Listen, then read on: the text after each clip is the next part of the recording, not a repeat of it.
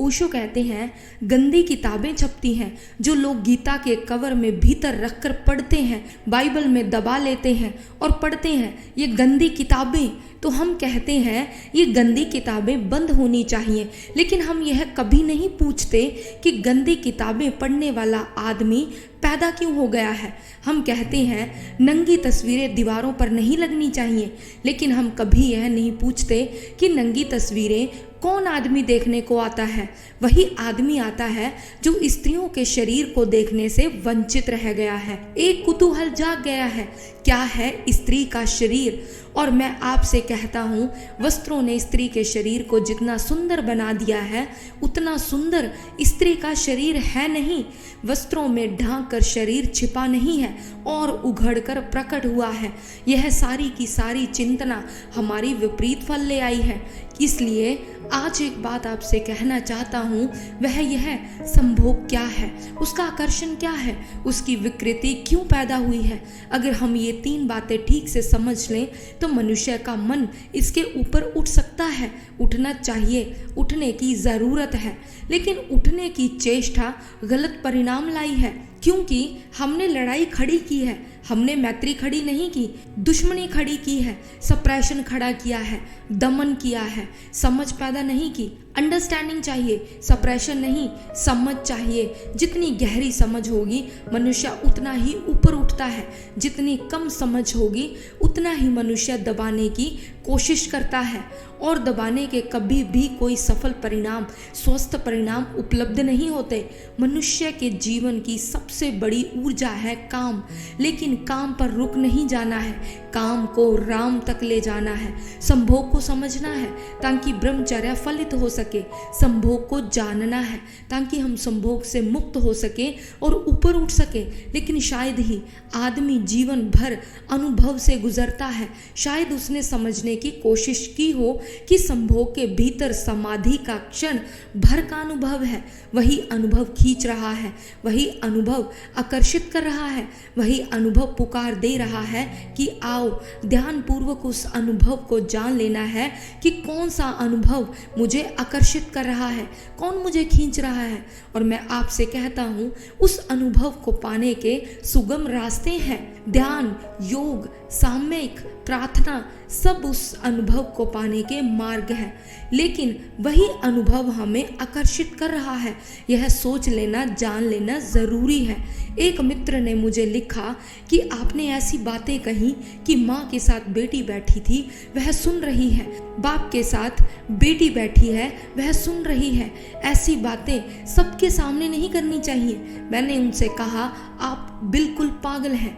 अगर माँ समझदार होगी तो इसके पहले कि बेटी संभोग की दुनिया में उतर जाए, उसे संभोग के संबंध में अपने सारे अनुभव समझा देगी, ताकि वह अनजान, अधकच्ची, अपरिपक्व संभोग के गलत रास्तों पर ना चली जाए।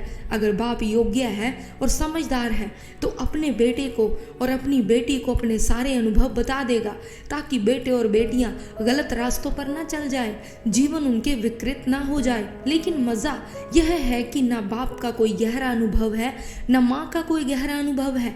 वे खुद भी संभोग के तल से ऊपर नहीं उठ सके, इसलिए घबराते हैं कि कहीं संभोग की बात सुनकर बच्चे भी इसी तल में ना उलझ जाएं।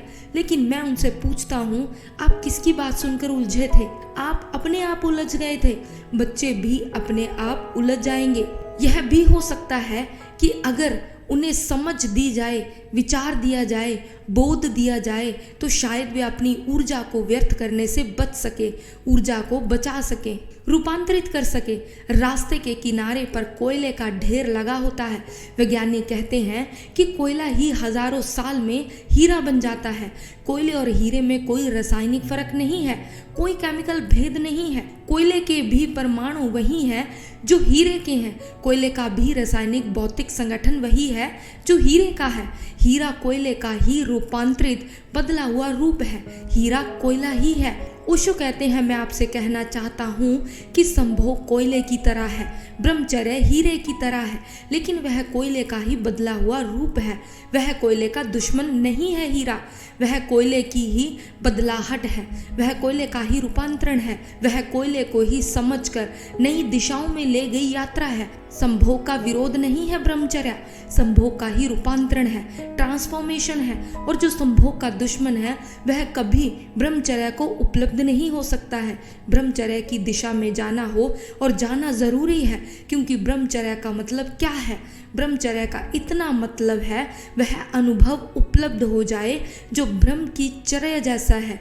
जैसा भगवान का जीवन हो वैसा जीवन उपलब्ध हो जाए।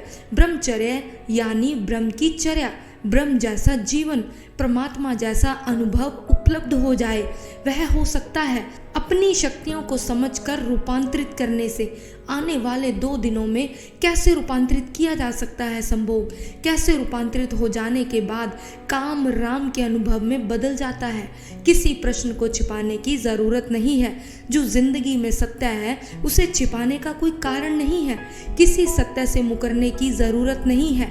जो सत्य है वह सत्य है, चाहे हम आंख बंद करें चाहे आंख खुली रखें। और एक बात मैं जानता हूँ, धार्मिक आदमी मैं उसको कहता हूँ जो जीवन के सारे सत्यों को सीधा साक्षात्कार करने की हिम्मत रखता है, जो इतने कमज़ोर, काहिल और नपुंसक है कि जीवन के तथ्यों का सामना भी नहीं कर सकते।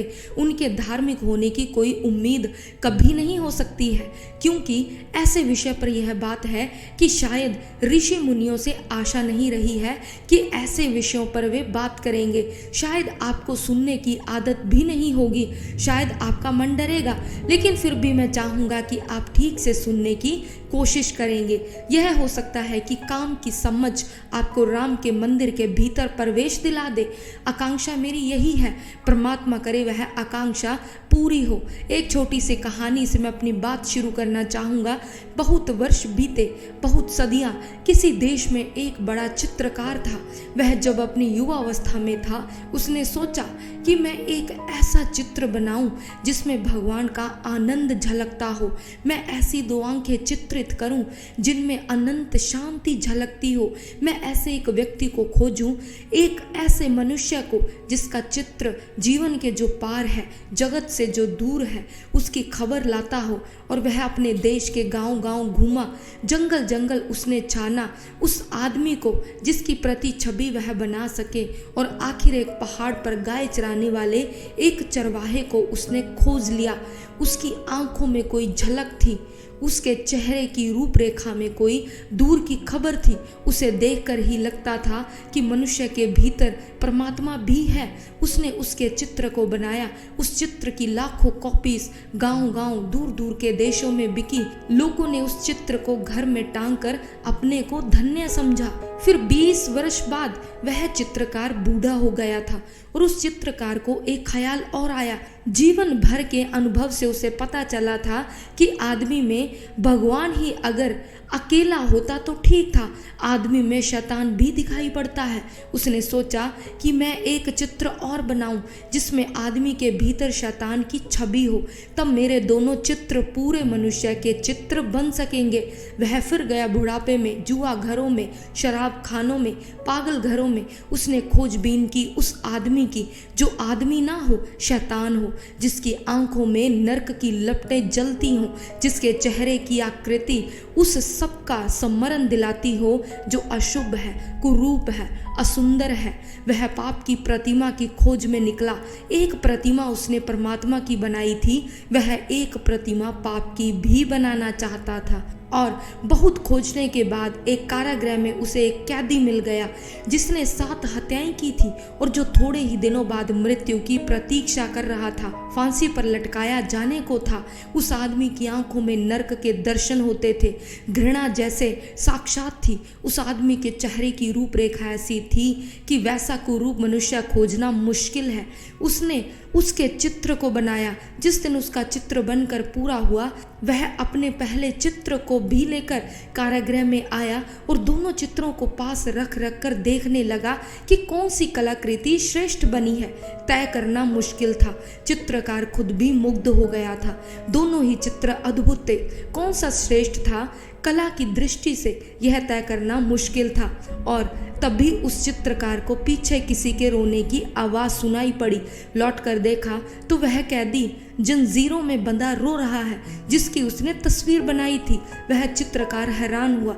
उसने कहा कि मेरे दोस्त, तुम क्यों रोते हो?